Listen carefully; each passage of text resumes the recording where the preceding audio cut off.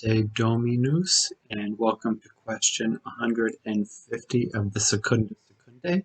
The topic for this lecture is drunkenness, and I am Dr. Thibault. So drunkenness is falling under the cardinal virtue that we're going through, which is temperance. And we're looking at the subjective parts of temperance, which include sobriety, the second one, sobriety. And the sin associated with sobriety would be drunkenness. An obvious statement for just anyone with any type of proficiency within the English language. It's not a complicated one. So we have 4 articles here. It's not too long. The first question, the first article is drunkenness a sin?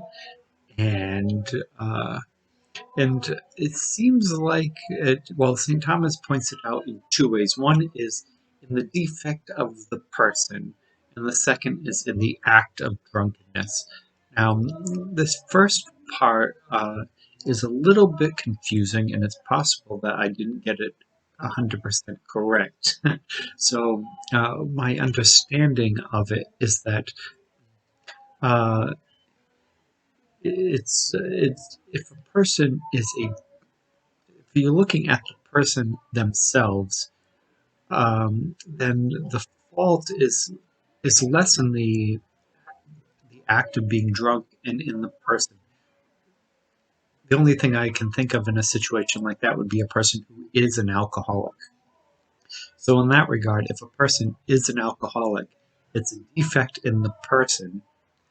It sounds harsh by modern treatments, as we know that alcoholism can be very addicting and can change a person's mental abilities to fight against it. It's very difficult to overcome. It's treated medically now. So don't let the medieval language get in the way with that. But it's saying if the person is an alcoholic, let's say, then the action of being drunk is less. The fault is not in the act any longer, it's in the person because of the habit. Right? I could be getting that wrong, but I think that is what St. Thomas is getting at without having our modern 20th and 21st century language to talk about alcoholism.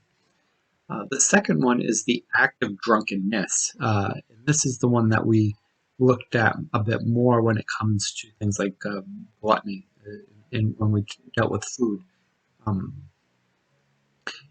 In this one, there's 2 ways of looking at it, and St. Thomas uses this example later on as well. There's not knowing that how strong the drink is, and then there's the inordinate concupiscence in regards to alcohol. One sees alcohol as pleasurable and enjoyable and intoxicating, and they want more. Right? They're choosing it versus not knowing how strong the drink is. Perhaps some history on that might be useful. Today we don't have that problem. If you order an alcoholic drink, you look at the bottle and it will say what the alcohol content is within the drink. If you order the same beer over and over again, you know how strong it is. Your favorite mixed drink, you know how strong it is, because these things are very highly regulated nowadays, and we put it on the bottle. Time of St. Thomas, people would have drank things like beer or wine on a regular basis, on a daily basis, because water was often contaminated with human waste. The rivers that were also the sewers. So drinking water was often dangerous, so it was safer to drink beer. So the average person would have drank a very weak beer or a very weak wine.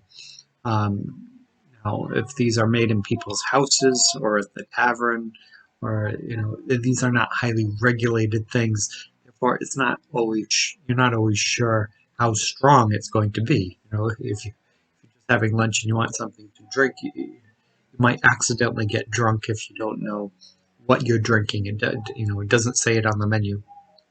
So some of this is less excusable today because now you have reason to know what you're putting in your body. At the time St. Thomas is writing, you didn't necessarily know. So when we're looking at drunkenness as a question is it a mortal sin? St. Thomas breaks it down into three. We kind of took those two from the last question. We're breaking it down even more. So one is, and he uses the term immoderate drink versus intoxicating drink. An immoderate drink, I think, would mean that you know that it's alcoholic, but you presume that it's weak beer or watered down wine, something like that, versus an intoxicating substance, which would be probably a hard alcohol, whiskey or something like that would be an intoxicating drink.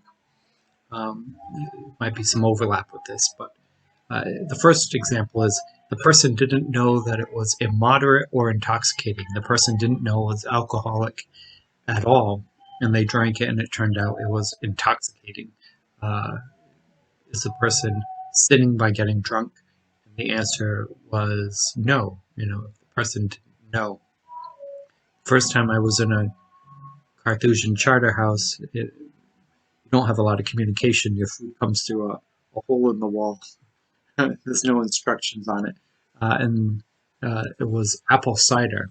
And I took a sip, and I thought, this is, I haven't had apple cider like this before. I think it might, maybe it's alcoholic. This was before we had hard ciders popular within the United States on a commercial basis.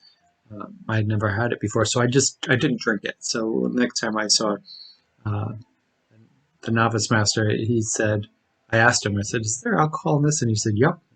Okay, I'm glad I didn't drink a big cup of it. Right? But if I would have drinking a big cup of it and gotten drunk, I didn't know, right? I didn't know. Although it's kind of a hard one because even then I didn't know, but I suspected that this was stronger than just apple cider. Second is if you knew that it was immoderate, but you didn't know it was necessarily intoxicating.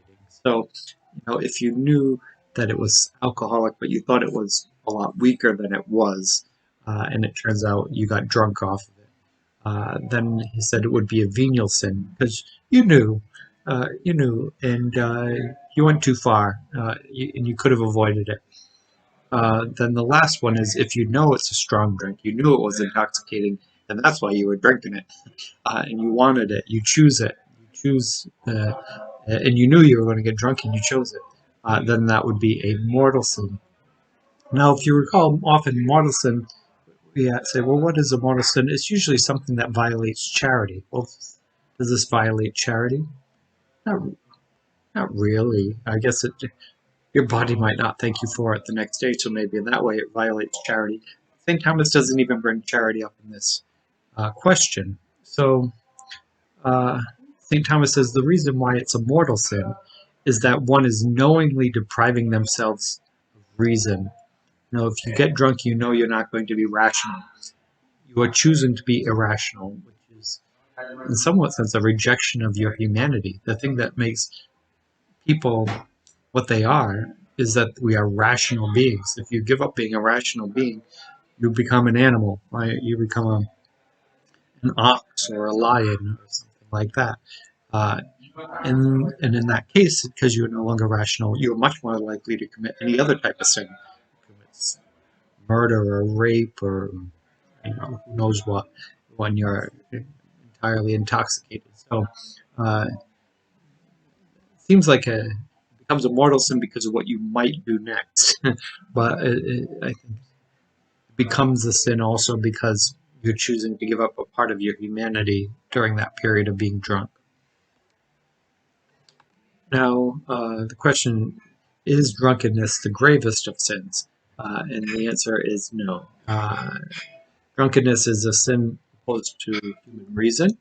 Therefore, it would be a mortal sin. But the worst sins, the most grave sins, the grievous sins, are those which go against God or things that are holy. And this does not go against that. This is a carnal sin. It's a sin of the flesh. It's not a sin against the divinity of God. It's not even a sin against the love of God or neighbor, necessarily. Right? It's a little bit of a sin against yourself. But it's a concupiscence, right? This is giving into the concupiscence. Why this is also not the gravest sin is because all these issues that we're dealing with temperance, food, alcohol, and sex, these God has put within them something pleasurable for us to chase after, so that we do it, so that we eat, so that we drink, so that we procreate. There's something good put into it. So by getting drunk, one has gone too far with what God has made good. We don't know how to handle the goods. That's not directly against the divine. That's just a misordering of the goods. So it's not the most grave sin. Right? It still can be a mortal sin, but it's not the most grave. Does drunkenness excuse sin? I find this interesting because as somebody trained in law, some of this is similar. Some of it's a little different. But if a person gets involuntarily drunk, remember that example. You didn't know it was intoxicating. Voluntarily drunk, and you sin afterwards. St. Thomas says the sin is excused. You're not responsible. Once you became irrational, you can't be responsible for what you did when you were irrational. If you didn't choose to get into the state of being irrational. So that therefore you're excused. Now, if you voluntarily got drunk, this was voluntary, then you're responsible both for getting drunk and then you're responsible for the subsequent sin. So you're responsible for both. Now, sins committed while you're drunk are diminished in some ways because the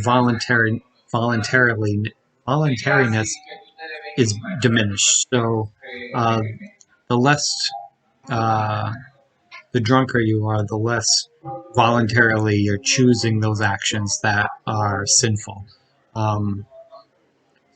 So it's a bit of a split. So people like Aristotle says, if you have voluntarily gotten drunk and then you do some terrible act, you should be treated even more harshly because you've chosen double, right? Sin, drunkenness, and the bad act, you should be punished double.